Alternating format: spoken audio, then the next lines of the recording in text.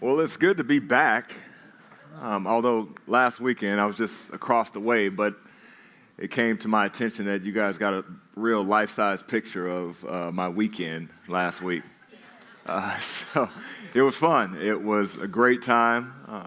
Chelsea and I had a good time with the other almost 30 folks that we took down to San Diego, and it took almost a full week to get all of that mud out of my ears, and I didn't have any problem with my hair. Chelsea did. It was fine. I actually felt like a nice mud coat. It was good. It was like exfoliating, and I liked it on my head. I might do it again for that purpose. But it was a great weekend, but I am excited to be back and jumping back into these flyovers. And, we have two books, but, if you look at the length of them, it's not a lot to tackle.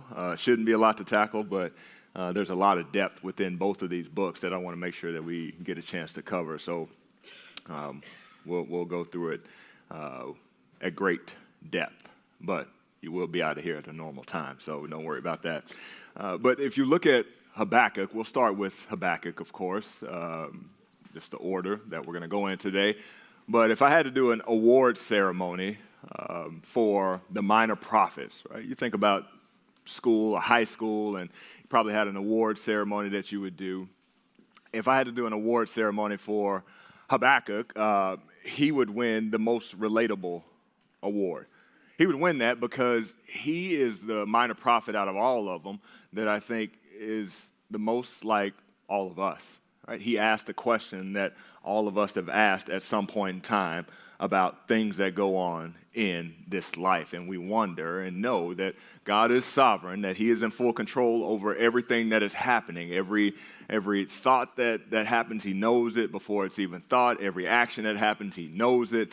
Anything catastrophic that happens in this world, he's fully aware, and he is in control of all of those things. But for us, it can still leave us with that question of why or how does this make sense? And Habakkuk asks that question. And so I give him the award of being most relatable because all of us can look at what this minor prophet Habakkuk is doing and say, yeah, I get it. I get why you can ask that question. And he's the most relatable from that sense. It's almost like if I look at basketball, right? And many of you may not know this name, but Steph Curry is one of the most relatable people in basketball. And he's relatable because he's not a big guy, right? Here's a guy that is 6 foot, 6'1" on a good day, and he's unstoppable. He is unstoppable because he can shoot better than anybody that has played the game of basketball. And so it doesn't matter how big of a defender you put on him. It doesn't matter how fast of a defender you put on. You cannot stop him. He is going to do what he wants to do, unlike anyone else that we've seen in the game of basketball. He's relatable because most people look at him and say, I could probably be 6 foot, maybe, if I grow to be that tall. So I can do what Steph Curry does. And while he is so great as a basketball player, I can tell you as a coach of little kids, he's the worst influence on basketball. The worst influence on basketball. Why? Because these little kids don't even shoot a layup to practice their first shot. They come out and they fling it up from half court. Not even able to make a layup, but they shoot 10 threes. I just don't get it. And so you have all these people trying to be like Steph Curry because he's relatable, and yet they're not Steph Curry. So that's what Habakkuk fixed in. If I had to put it on the other side, people don't relate well to Shaquille O'Neal. Why?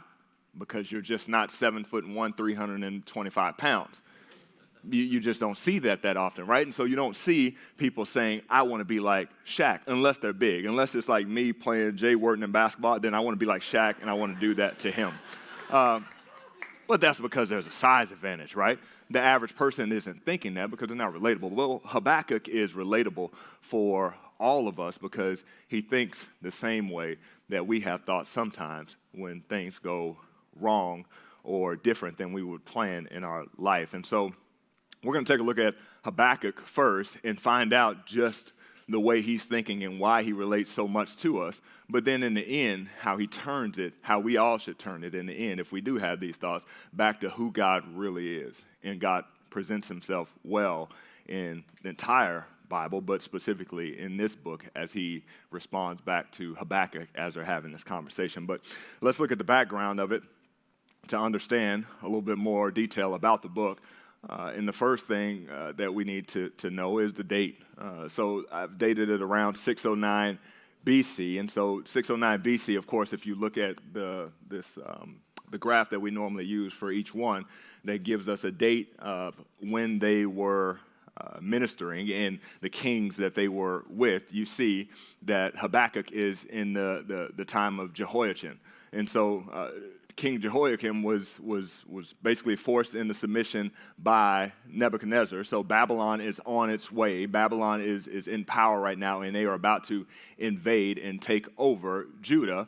And so at this point in time, Habakkuk is on the scene right before, when things are at its worst, right before Babylon comes in to take over Judah. And so we put him right before that time of Babylon coming in around 609 BC. And 2 Kings 24 gives us that information, that detail about Jehoiachin and his eventual submission to Nebuchadnezzar as he's coming to take over with the rest of the Babylonian army.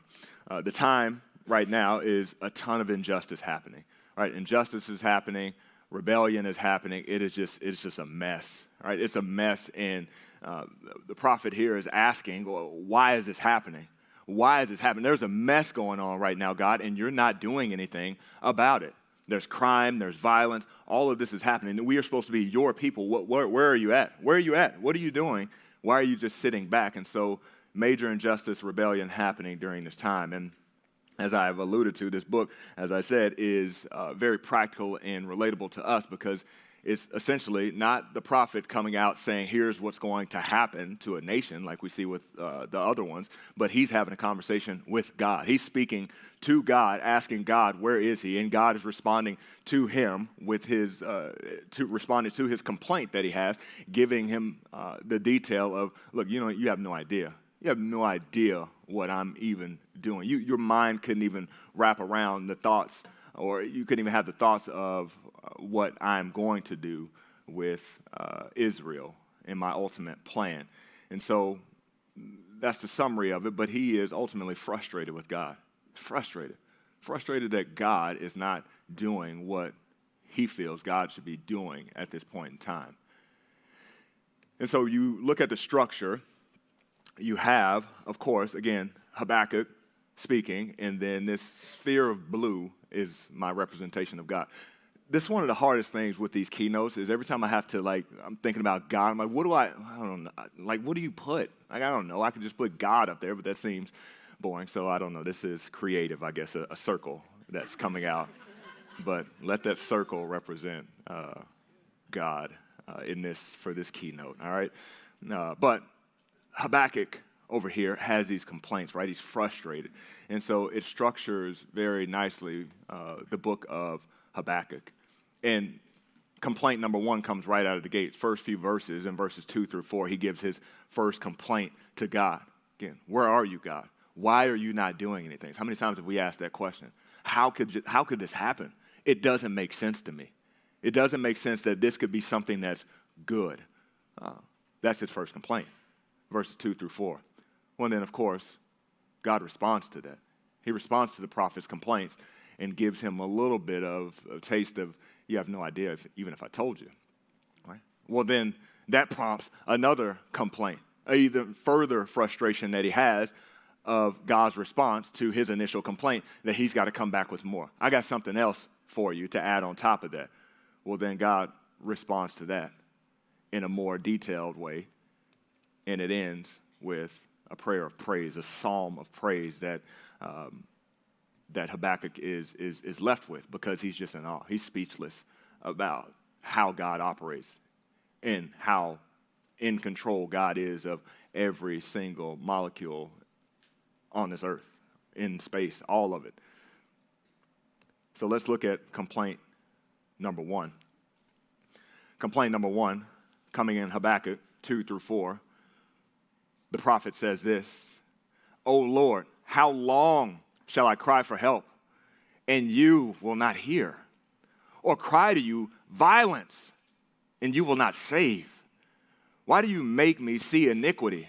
And why do you idly look at wrong? You're just sitting there. You're not doing anything. Destruction and violence are before me. Strife and contention arise. So the law is paralyzed.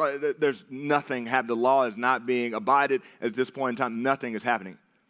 And justice never goes forth. For the wicked surround the righteous.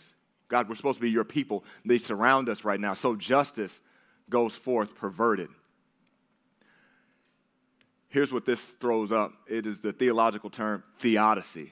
Theodicy is a compound Greek word that we have, is theos, God, and then dike is judgment, right? Punishment. And so that's the theological term that we're talking about here. He doesn't use this, but this is the question. The question of, if there's a good God, then how in the world is there evil?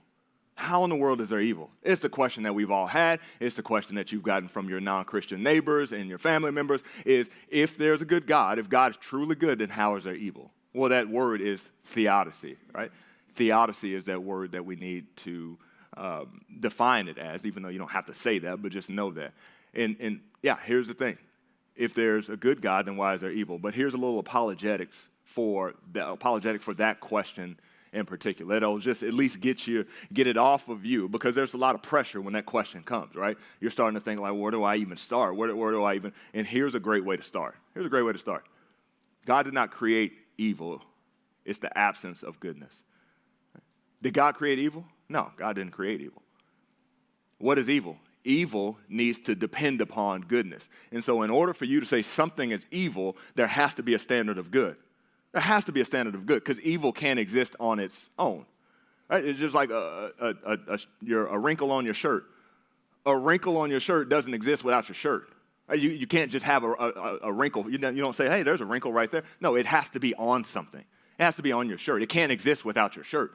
Just like darkness can't exist, evil can't exist without goodness. And so when somebody says to you, how is there a good God without evil? Your response should be, how do you know what good is? Where are you getting your standard for good? Because there's something that you're saying is good. And we know that good is the standard that God gives us, that conscience that he gives us, that we have a right or wrong. We have an evil, we have a good, because he has placed that upon every single person. Every single person. So you know right from wrong, naturally. And you have to ask that question, where do you get that standard from, before we go there? Here's another example of it. I just gave you a little hint and jumped ahead, but same thing. God didn't create darkness. What do you mean God didn't create darkness? He didn't create darkness. Darkness is not something that God created. God created light. He said, let there be light. But darkness is the absence of light. And so again, you can't have darkness by itself. It's just the removal of light. It's the removal of something that God created. If there's no light, in a sense, then you have darkness. But darkness is dependent on light. You see what I'm saying there? So all of these things have a dependence. Just like the only reason, again, you have evil, there's not evil that's created. Evil is dependent on the manner that you have a standard of what is good. And so the only way you can say, hey, that's evil, the fact that person stole that over there is evil. Well, if you ask that person, they may think it's okay because they have a reason to do it. But the reason you say that it's evil is because you have a standard of good. And that standard comes because God has given us that standard. And so there must be a God, right? That's where we get back to the beginning. We got to at least start there. Like, there has to be a God, because you can sit there and say that there's evil or there's good. So there has to be a standard of good, and God is a standard of good. God has placed a conscience in all of us so that we know right from wrong. And so we start there to say, okay, you can't be an atheist because you're saying good is good and bad is bad. So we at least have to say there is a God.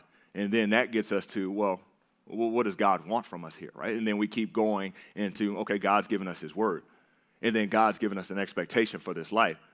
We're all sinners. And then we get to the point that God has brought us a gift in Jesus Christ. He's given us salvation. He has redeemed us. And then he calls us all to love Jesus, follow Jesus. And so that is where the apologetics kicks in. But it starts off with that question. You can't say there's evil without saying there's a God, there's a standard. way off the path of what Habakkuk was talking about, but it's a great thing just for all of us to think through is that question that comes up because it comes up far too often. But here's Habakkuk's conclusion in chapter 1, verse 2 through 4. God's not doing anything about the evil that's happening. There's a lot of crime out there. There's a lot of violence out there. There's a lot of people that are hurting or suffering. These are God's people that he loves, and he's not doing anything. He has a problem with that. Well, God hears his complaint, and God responds to him. He doesn't have to respond to him, but he responds to him. He gives him a little bit of an answer to his question. He says this, verse 5, to respond. Look among the nations and see, wonder, and be astounded. For I am doing a work in your days that you would not believe if I told you. Verse 6, for behold, I am raising up the Chaldeans, Babylon, that bitter and hasty nation who marched through the breadth of the earth to seize dwellings not their own, right? They're about to take over things. They are dreaded and fearsome. Their justice and dignity go forth from themselves. Their horses are swifter than leopards, more fierce than the evening wolves. Their horsemen press proudly on. Their horsemen come from afar. They fly like an eagle, swift to devour. They all come for violence, all their faces forward. They gather captives like sand. At kings, they scoff. And at rules, they laugh. They laugh at every fortress, for they pile up earth and take it. Then they sweep by like the wind and go on. Guilty men, whose own might is their God. Right? They rely on their strength. They're proud about who they are. I'm about to use that wicked nation, and they're about to cause some pain. You think you see pain now? Just wait. Just wait. So here's what his response is saying. God works in ways that are far beyond our imagination. Right? He said, if I told you what was going to happen, you wouldn't even believe it. It would blow your mind. But I'm going to eventually tell you, it's going to blow your mind. You're not even thinking this way because you're not God. All you do is look what's in front of you now, just like we do. Right? We look at what's in front of us now, not remembering that God is Alpha and Omega. Right? Beginning and end. He works on no timeline. You and I can only work on what we have in front of us. And he wants to remind them that. And it should remind us of a story of Joseph. Right, here's a great example in Scripture. Joseph. Right, Joseph is the coat of many colors, right? He's his father's favorite child, and his brothers don't like that. His brothers don't like that probably because Joseph touted that in front of them, which I never thought that was a great idea, but he did that. And so what did they say? We're gonna handle this. We're going to send him away. We're going to put him out to where he just goes far, far away, and we're going to act like he's dead, and guess what? Problem solved. Well, problem's not solved because God had a plan. And so you can do all of that you want to do, but God's going to even use those evil and wicked ways to continue to allow his will to move forward, his good purpose to happen. And so, of course, Joseph goes to Egypt, and he becomes this slave in Egypt, and guess what? Pharaoh's kind of like this guy. And so he promotes him up, and all of a sudden, he's the man now. He goes from being a slave into he's the man. And then what happened, right? Potiphar's wife comes in and is like, well I kind of like that new guy. He's kind of young, and I like him. Right? And then she tries to make a move on him, and he's being righteous, like, I can't do this. I'm out. And so she even flips that whole script to say, he did this. He was trying to abuse me. He was trying to take advantage of me. So what happened? He gets thrown into prison, in the lowest gates of prison. And then all of a sudden he starts working his way up, right? Working his way up into prison. And then we have these dreams, right, that need to be interpreted. And Joseph interprets the dreams. And he says, don't forget about me, though, right? When all this happens, don't forget about me. Tell them about me so I can get out of here, too, because I shouldn't be here. But what happens? He's forgot, I get out of jail. I don't need him. But then all of a sudden, Pharaoh needs a dream interpreted. And then we need Joseph because he interpreted a dream. So then he gets back out. He interprets Pharaoh's dream. And then next thing you know, he's back, second man in charge. All of this is happening. They're thinking he's dead over here, that they've killed him. They've done away with him. But God is working, puts him second in charge to the point where they're coming begging, their brothers that thought they killed him, and they're begging and worshiping, in a sense, trying to get food from Joseph.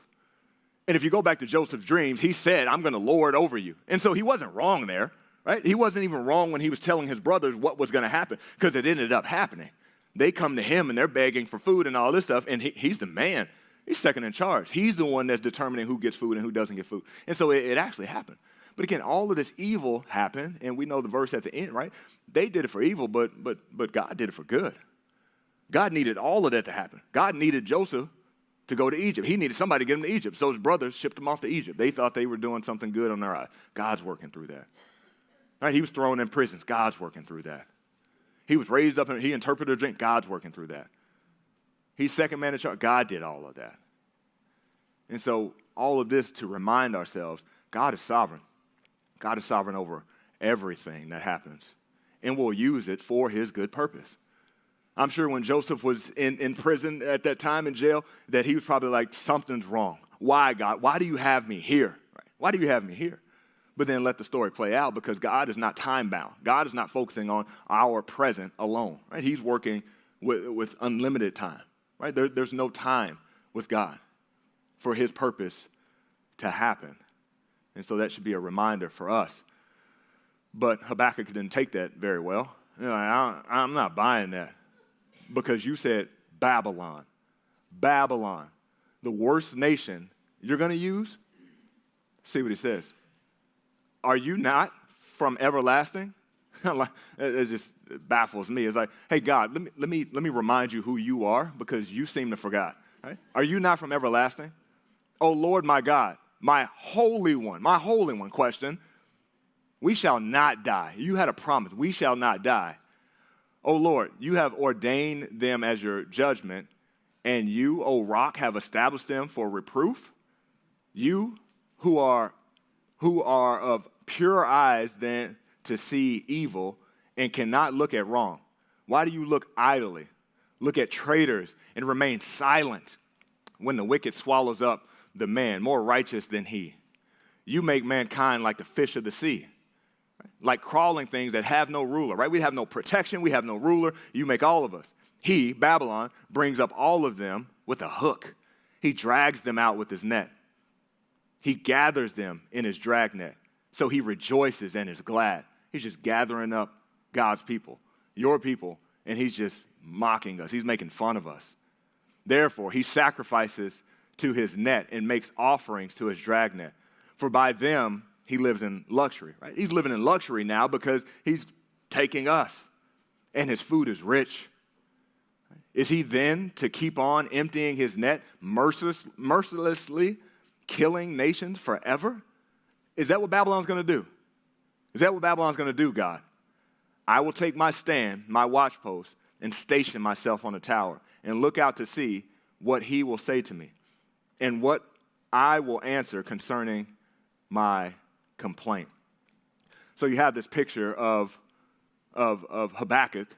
He's telling God who he is and what he needs to do and reminding God, you're not doing your job. Let me remind you of your job description, God, the one that created me, the one that created my brain, the one that it created the fact that I'm even having this thought. Let me remind you who you are. And once I tell you that, I'm going to sit and I'll wait to see how you respond, right? And so he's just sitting here. Like, think of the arrogance right there that he has of like, I'm going to tell you, God, and I'm going to sit back and wait how you respond because I got you, and you need to think about what you're doing, right? Habakkuk thinks he needs to remind God who he is and what he should be doing. And then, like this gentleman here, he's sitting there. He's sitting there on the gates like, let's see, God, what do you got to say about that? Well, as you can imagine, God had a lot to say about that. Here's his response. Chapter 2, verse 2. And the Lord answered me, I love this, write the vision, make it plain on a tablet, so he may run who reads it. All right, what I'm about to tell you, you don't just listen to me. Write it down. Make sure it's clear so you can go tell other people what I'm about to tell you. For still, the vision awaits its appointed time. It hastens to the end. It will not lie. If it seems slow, wait for it. It will surely come. It will not delay. Behold, his soul is puffed up, right? Babylon is puffed up. It is not upright within him, but the righteous shall live by his faith. Moreover, wine is a traitor, an arrogant man who is never at rest. His greed is as wide as Sheol. Like death, he has never enough. He gathers for himself all nations and collects as his own all people. Right? He's talking about Babylon. Shall not all these take up their taunt against him with scoffing and riddles for him and say, woe to him who heaps up what is not his own? For how long? And loads himself with pledges, right? These woes are coming. These judgments are coming on Babylon he's getting to now. Will not your debtors suddenly arise, and those awake who will make you tremble? Then you will be a spoil for them. This is what's going to happen because you have plundered many nations. All the remnant of people shall plunder you. For the blood of man and violence to the earth, to the cities, and all who dwell in them. So here's the judgment that's coming for Babylon. Don't worry about Babylon. I'll take it. Woe to him who gets evil gain for his house. Right? That's what Babylon's doing. To set his nest on high, to be safe from the reach of harm. You have devised shame for your house by cutting off many peoples. You have forfeited your cities, your life, For the stone will cry out from the wall, and the beam of the woodwork respond. Woe to him, again, judgment, who builds a town with blood and founds a city on iniquity. Behold, it is not from the Lord of hosts that the peoples labor merely for fire, and nations weary themselves for nothing. For the earth will be filled with the knowledge of the glory of the Lord as the waters cover the sea. Woe to him, again, another judgment, who makes his neighbors drink. He's talking about Babylon. He makes his neighbors drink.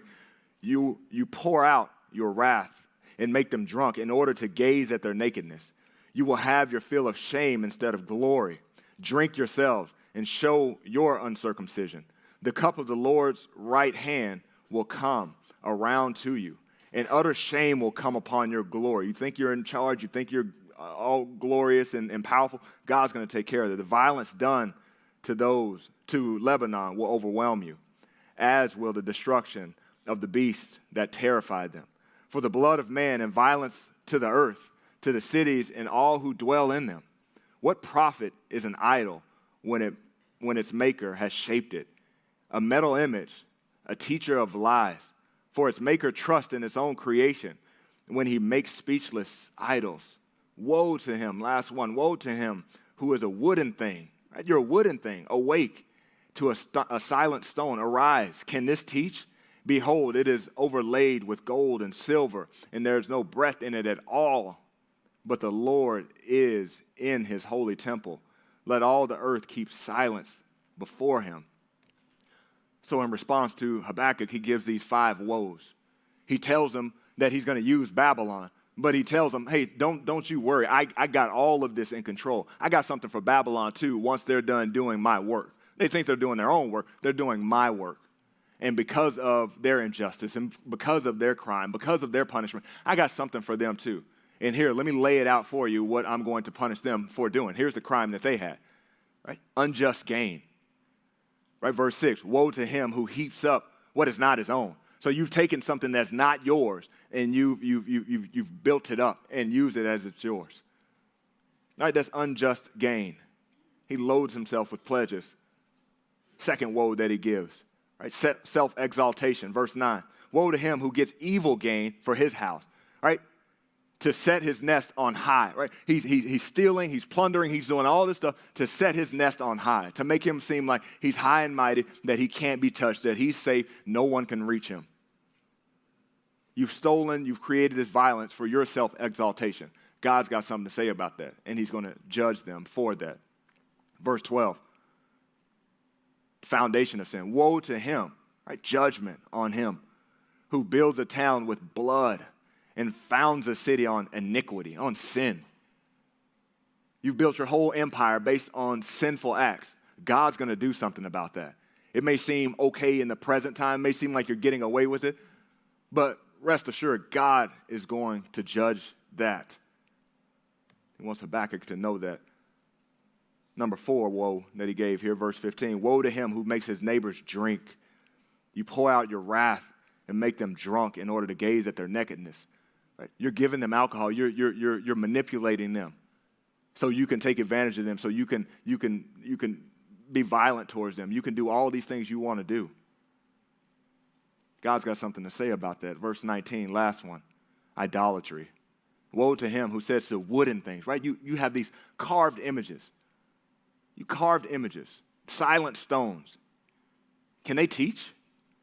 It's overlaid with gold and silver and all these things. You make it look so prestige, and you make it look so dignified. It can't even talk. It can't even teach you what to do. There's no breath in it at all. And you're saying that's your God. God's got something to say about that, because God is a jealous God. These 5 woes, and it ends, of course, with chapter 3. As you can imagine, much like Job, with his hand over his mouth. Right? He can't help but to sing praise to the Lord. There's no more complaints that he has, because God has shut him up. Shut him up, made him realize he's in full control of this. He knows his job description. He wrote his own job description. Matter of fact, he wrote Habakkuk's job description for his life. So don't tell me what I'm not doing. So he gives chapter 3 this praise, this psalm of praise. And it's written just like a psalm if you read it all the way through. But let me pull out a couple verses here. Habakkuk 3:2 at the beginning. "O Lord, I have heard the report of you," right? "And your work. O Lord, do I fear. In the midst of the years, revive it. In the midst of the years, make it known. In the wrath, remember mercy." And so he's sitting back with saying, like, I fear you, as I should. I should fear God. I'm in that setting now. I get it. I understand you got something bigger than I could ever even think of. Right? Habakkuk is in awe after being exposed to God's sovereignty and power. He's in awe. He continues on. "You went on," verse 13. "You went out for salvation of your people, for the salvation of your anointed. You crushed the head of the house of the wicked, laying him bare from thigh to neck." Right? He's seeing it now. He understands that the wicked's not going to get away. God is not delayed. God is not sitting by idly. God has not forgotten about any of this. He knows every single action that they do, and he's going to take care of that. But here's the thing that you should see here is you went out for the salvation of your people, right? For God's people, for the salvation of your anointed. Jesus is going to come through this line. And so in order for Jesus to come through this line, God has saved his people, but he has saved his people so that the line of the Messiah will still be there, will continue to happen, because God has a bigger plan than what's happening right now. And he's saying, this is salvation for your anointed, the Messiah that is to come. You've saved your people for that future time to happen. Habakkuk 3:16. "I hear, and my body trembles.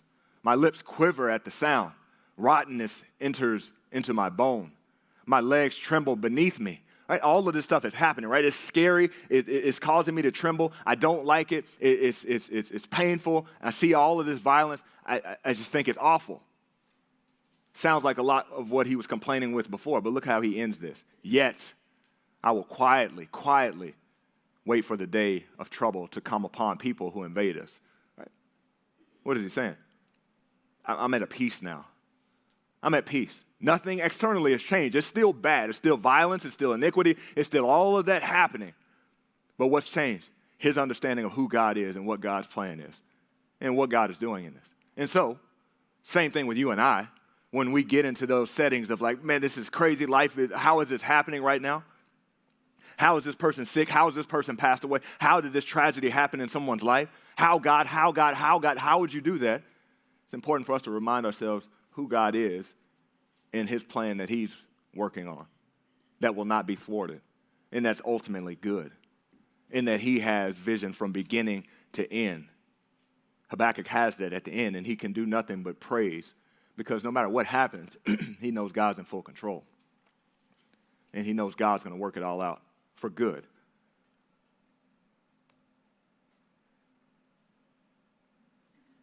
Last portion of that, to end it. "Though the fig tree should not blossom, nor fruit be on the vines, the produce of the olive fail, and the fields yield no food. The flock be cut off from the fold, and there be no herd in the stalls. Yet I will rejoice in the Lord. I will take joy in the God of my salvation. God, the Lord, is my strength. He makes my feet like the deer's. He makes me tread on high places. To the choir master with stringed instruments. Again, it's written as a psalm. But just think about that. Right? The prophet is now rejoicing. He's saying this beginning part, verses 17, like, what if I have nothing? I could have no flock, I could have no food, I could have no security, I could have nothing in this world. But I rejoice. I rejoice in the Lord, the God of my salvation. That's who I'll rejoice in. Such a great just interaction that Habakkuk had with the Lord. And again, it's relatable because you and I have had this interaction with the Lord ourselves. Mentally, verbally, whatever it is. We've had it at some point in our life. How, God? Why, God? This can't be right. But it's important for us to get back to that place as Habakkuk did. Look, if we don't have anything in this world and just have Jesus, we got more than enough. Habakkuk got there. Right? He's talking about God, but we're on this side of the cross. We can look at it and say, we got Jesus, we got more than enough. Even if I don't have anything like Job, everything's taken away. I have my salvation, and I know this isn't the end. Such a great reminder. Key verses and takeaway. Let me take you outside the book of Habakkuk first, Isaiah 55, 8 through 11. For my thoughts are not your thoughts, neither are your ways my ways, declares the Lord. For as the heavens are higher than the earth, so are my ways higher than your ways, and my thoughts higher than your thoughts. For as the rain and the snow come down from the heaven and do not return there, but water the earth, making it bring forth and sprout, giving seed to the sower and bread to the eater. And you just think about that, right? Sometimes we even complain when it rains, like, oh, man, it's raining here. 4 days out of the year in California it's raining. I don't like it. It's messing up my hair, messing up my day. What am I going to do? It's raining. He's saying, you have no idea what I'm even doing with the rain. The fact that I'm bringing rain puts food on your plate at the end of the night. Puts food on your plate. You don't think about that. But my ways are a lot bigger than you getting your hair wet. Right? But he's saying it's far beyond that. So shall my word that goes out from my mouth, it shall not return to me empty. Right? Everything God says is going to happen, but it shall accomplish that which I purpose and shall succeed in the thing for which I sent it. God's word does not come back void. All the promises of Scripture that we have, you and I can read those and know, hey, this is true. This is true. It may not make sense to me. I may not be able to understand it, but I can trust that God is doing it for good. And it brings us to Habakkuk 2:4. This is such a great verse, and Paul uses this multiple times throughout the New Testament. Behold, his soul is puffed up, talking about Babylon. It is not upright within him, but the righteous shall live by faith. Right? The righteous shall live by faith. They're going to live by faith. They're not going to understand it all, but they're going to have faith to know I'm in control of this. Here's the takeaway I want you to have. God sees all, he ultimately controls all, and he's unimaginably at work through all. He sees all, he's in control of all things, and far beyond our imagination, unimaginably, he's working through all of it. Through the bad stuff that happens, through the good stuff that happens, every element of this life, God is working through it for his good purpose. Let us remember that even in those times where we can think, God, where are you? Why did you do this? How does this make sense? We don't need to know. We just need to have faith that God is in full control as he shared and told Habakkuk.